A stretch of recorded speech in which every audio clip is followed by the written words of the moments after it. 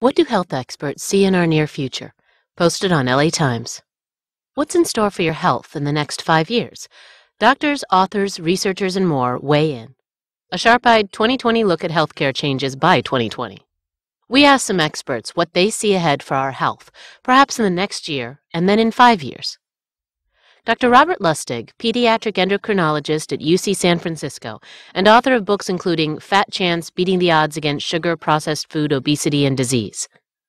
Quote, sometime this year, the U.S. Department of Agriculture is going to issue the 2015 Dietary Guidelines. These guidelines will differ significantly from those of the past.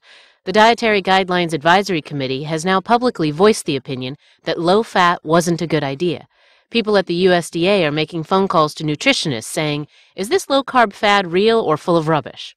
The fact that they're asking means that they're backing away from their long-held views, which were never based in science, but rather in politics. This will set a new nutritional directive into motion, which won't affect health next year, but will shortly thereafter. About 5 years from now, insurance companies are going to look at the amount of money they are paying out in treatment for chronic diseases, and they will determine that prevention pays better than treatment. They're already talking about wellness, although they think that means absence of illness, which is very short-sighted.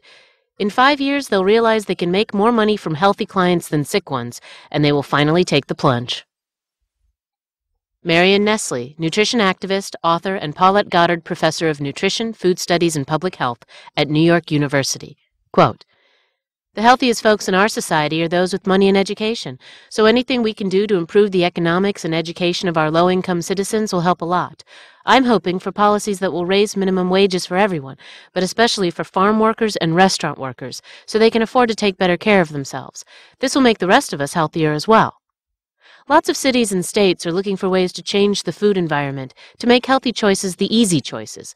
My list includes restrictions on marketing junk foods and beverages to kids, getting vending machines out of schools, committed implementation of the new school nutrition standards, food and nutrition education in schools with gardens whenever possible, and efforts to reform election campaign laws, overturn Citizens United, and reform Wall Street's relentless insistence on corporate growth. All of that might encourage congressional representatives to act on behalf of human, rather than corporate, health. Dr. David Katz, founding director of the Yale Prevention Research Center. Quote, lifestyle medicine will become a global movement. The initial formation of a global alliance of health experts working to convey a common message about the stunning potential of a short list of readily accessible, evidence-based lifestyle practices to add life to years and years to life. I predict, and am working to create, a future in which the public increasingly rejects fads, quick fixes, false promises, and pixie dust in favor of fundamental, actionable truths about dietary pattern, lifestyle practices, and health. We have, and long had, the knowledge we need to eradicate fully 80% of the total global burden of chronic disease. A coalition in support of using what we know about the theme of healthful living, rather than profit-driven competition among the variations on the theme, and many at odds with it entirely, could help turn long-neglected knowledge into the power of routine action. Over the next 5 years, a global alliance will help convey to the global population how powerful and reliable our basic knowledge of lifestyle as medicine really is, and will start to drown out the allure of quick fixes and false promises. The fad diet will die, and people will live better. Within 5 years, the initial steps toward turning knowledge into power and reducing chronic disease rates by 80% will be underway and visible. There will still be miles to go. It will take more than 5 years to get all the way to the prize, but the game will be well and truly afoot. Susie Yalof Schwartz, founder and chief meditation officer of Unplug Meditation in LA. Quote, meditation is going mainstream. As a result of both scientific studies plus pop culture icons, such as Anderson Cooper's recent segment on mindfulness on 60 Minutes, it seems everywhere you look, someone is talking about the M word. At Unplug, we are seeing people from 6 to 60, first graders to their school principals, looking to break away from their electronic devices for a mental timeout. First, mindfulness in every school. My 4-year-old nephew, Ethan, is already learning mindfulness in preschool, so I see that becoming part of the curriculum. It is the ultimate tool to calm down the classrooms and teach the children to focus. Second, corporate stress management programs. Unplug is already going into companies and teaching meditation, but if companies want employees to be highly functional, they are going to have to teach them how to stop, take a breath, and reset. I see companies creating mandatory stress management programs, and meditation will be part of that. Jennifer Cohen, author of Strong is the New Skinny. Quote, There's been a real cultural shift in what is considered to be aspirational or beautiful. It used to be that people wanted to be these skinny little waifs, but now they want to be toned, really truly healthy, athletic. They want to be the superhero kind of girls. The starving to get skinny? That's over. Dave Asprey, author of The Bulletproof Diet and Biohacker. In 5 years, everyone will have knowledge of the bacteria growing in their stomach. Knowing that will be considered as important as your basic vitals, as your heart. The wrong type of bacteria can amplify your fat storages. For tests, you'll use a tiny lancet, get a tiny drop of blood, drop it in the mail, get results back in a couple of days. There's no reason why you can't do it on a regular basis. How am I doing this week? The whole preventive maintenance thing becomes easy.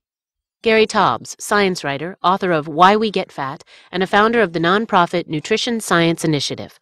Quote, "What I see happening in the next year that will change our health is the continued focus in the public health community on sugars, sucrose and high fructose corn syrup in particular, as the prime dietary suspects in the cause of obesity, diabetes, and their related diseases.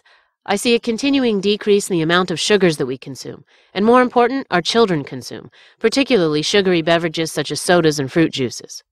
Dr. Alessio Fasano, founder and director of the Center for Celiac Research at Massachusetts General Hospital. Quote, "I think that some of these misconceptions will be much more clear about gluten a year from now, so we understand who will benefit from a gluten-free diet and who will not. Gluten-free diets are used by people with fibromyalgia, autism, schizophrenia. Are these people really on the right track or not? We will have a much clearer idea if, when, and how a gluten-free diet is good for you. The pace of science is so fast that I really have a hard time giving you an answer on a 5-year prediction. The ambition that will materialize in my field is the holy grail of primary prevention and personalized medicine in autoimmune disease. We embarked on a project that is super ambitious. We are following 500 infants at risk for celiac disease from birth, and we want to understand where they take the wrong turn, from being healthy to changes that will predict autoimmune disease. It's called the Celiac Disease Genome Environmental Microbiome and Metabolic Study. Mark Sisson, author of marksdailyapple.com and creator of The Primal Blueprint Diet.